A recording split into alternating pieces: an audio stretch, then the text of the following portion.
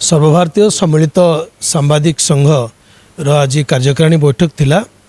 तार जो अध्यक्ष अच्छा डॉक्टर पीतवास मिश्र अध्यक्षतार बैठक होता विशेषकर आभिमुख्य थिला राज्यर कोण अनुकोण सांबादिक बंधु मैंने आसी संगठन सहित जड़ित अच्छा सांबादिक मान समस्या अच्छी सामाजिक निरापत्ता अर्थात सांबादिक सुरक्षा आईन कार्यकारी करने जो स्वास्थ्य बीमा योजनाटी सरकार प्रचलित कर बाप माँ को सामिल करना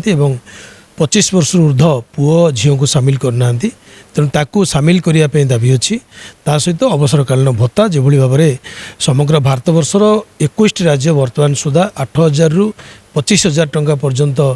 सांबादिक मानक अवसरकालीन भत्ता दौरान से संपर्क में ओडिशा सांबादिक मान अनुरूप भाव में भत्ता पातु ये दाबी नहीं आम चर्चा आलोचना करागला